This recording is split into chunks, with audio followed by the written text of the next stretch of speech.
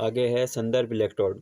वह इलेक्ट्रोड जिसके ई नोट का मान सभी ज्ञात इलेक्ट्रोडों के साथ अलग अलग सांद्रताओं पर ज्ञात होता है। मतलब इसका जो इलेक्ट्रोड विभव का मान है वो पहले से ही ज्ञात होता है अलग अलग सांद्रताओं पर को रेफरेंस इलेक्ट्रोड कहते हैं, जो निम्न प्रकार के हो सकते हैं। आगे है पहला संदर्भ इलेक्ट्रोड मानक हाइड्रोजन इलेक्ट्रोड। इसे शी कहते हैं। शी है ए स्टैंडर्ड हाइड्रोजन इलेक्ट्रोड, मतलब मानक हाइड्रोजन इलेक्ट्रोड।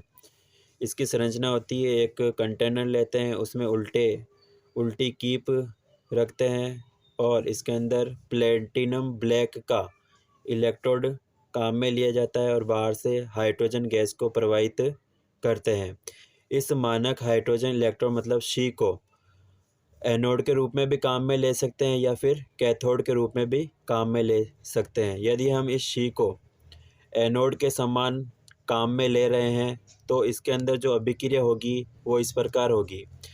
हाइड्रोजन जो गैस है उसका ऑक्सीडेशन होगा, और ऑक्सीडेशन का मतलब होता है इलेक्ट्रॉन का त्यागना। तो जो ये हाइड्रोजन गैस है वो इलेक्ट्रॉन का त्याग करेगा और ये जो हाइड्रोजन गैस है वो H+ आयन में परिवर्तित हो जाएगा। इस प्रकार अभिक्रिया होगी, H2 से H+ आयन बनेंगे और 2 इलेक्ट्रॉनों का त्याग होगा। यदि हम इस शी का उपयोग कैथोड के रूप में करते हैं तो यहाँ पर रिडक्शन होगा, और रिडक्शन में ये जो H+ आयन है वो इलेक्ट्रॉनों को ग्रहण करेगा, और इलेक्ट्रॉन को ग्रहण करेगा तो H2 गैस बनेगी। तो इसमें ये जो बुलबुलों के रूप में है ये H2 गैस का निर्माण हो रहा है। इस प्रकार हम इस शी को एनोड के रूप में भी काम में ले सकते हैं या फिर कैथोड के रूप में भी काम में ले सकते हैं। एनोड के रूप में काम में लेंगे तो ये इलेक्ट्रॉन का त्याग करेगा, और कैथोड के रूप में काम में लेंगे तो ये इलेक्ट्रॉनों को ग्रहण करेगा और हाइड्रोजन गैस का निर्माण होगा, और एनोड के रूप में काम में लेंगे तो H+ आयन का निर्माण होगा। तो यहाँ पे हाइड्रोजन गैस का भी निर्माण हो रहा है, मतलब दोनों एनोड और कैथोड दोनों की संरचना इसी चित्र में समझाई गई है। मतलब H2 का भी निर्माण हो रहा है और H+ का भी। H2 का निर्माण कब होगा? जब कैथोड के रूप में काम में लेंगे, और H+ का निर्माण कब होगा? जब इसको एनोड के रूप में काम में लेंगे। अब इसका रिप्रेजेंटेशन कैसे करेंगे? मानक हाइड्रोजन इलेक्ट्रोड का रिप्रेजेंटेशन, पहले प्लेटिनम इलेक्ट्रोड को लिखेंगे, इसकी अवस्था लिखेंगे सॉलिड, उसके बाद में हाइड्रोजन गैस लिखेंगे और उसके बाद में H+ लिखेंगे। ये जो रिप्रेजेंटेशन है ये H2 से H+ मतलब एनोड का रिप्रेजेंटेशन है। ये है एनोड का रिप्रेजेंटेशन। और कैथोड का रिप्रेजेंटेशन क्या होगा? H+ को पहले लिखेंगे और इस प्लेटिनम और H2 को बाद में लिखेंगे।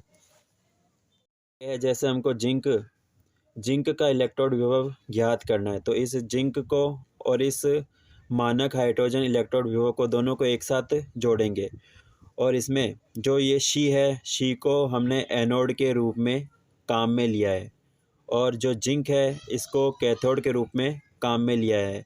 तो इस जो सेल का जो शी और इस जिंक के जो शेल का रिप्रेजेंटेशन है उसको हम इस प्रकार लिखेंगे। पहले एनोड के बारे में लिखेंगे, मतलब शी के बारे में लिखेंगे, उसके बाद में कैथोड के बारे में लिखेंगे, और उसके बाद में इस जिंक के इलेक्ट्रोड विभव का मान ज्ञात करना है। तो सूत्र है इलेक्ट्रोड विभव ज्ञात करने का, पूरे सेल का इलेक्ट्रोड विभव ज्ञात करने का सूत्र है E0 cell minus E0 cathode minus E0 anode. और हमको पता है कि जो एनोड मतलब शी है, शी के इलेक्ट्रोड विभव का मान होता है 0। मतलब जो ये एनोड है इसके इलेक्ट्रोड विभव का मान होता है 0। तो यहाँ पे 0 रखेंगे तो ई सेल बराबर हो जाएगा E0 सेल। मतलब जो सेल का जो इलेक्ट्रोड विभव निकलेगा वो ही जो ई सेल का जो इलेक्ट्रोड विभव निकलेगा वो ही जिंक का इलेक्ट्रोड विभव होगा, जो कि हमको प्राप्त होगा। जिंक का इलेक्ट्रोड विभव होता है -0.76 वोल्ट, क्योंकि इसके अंदर शी के इलेक्ट्रोड विभव का मान 0 है। तो जो इलेक्ट्रोड विभव का मान होगा वो ही जिंक के इलेक्ट्रोड विभव का मान होगा। इस प्रकार हम किसी सिंगल इलेक्ट्रोड के इलेक्ट्रोड विभव का मान संदर्भ इलेक्ट्रोड की सहायता से ज्ञात करते हैं। और इसमें यह भी ध्यान रखना है कि जो शी होता है मतलब मानक हाइड्रोजन इलेक्ट्रोड विभव होता है, उसके इलेक्ट्रोड विभव का मान होता है 0।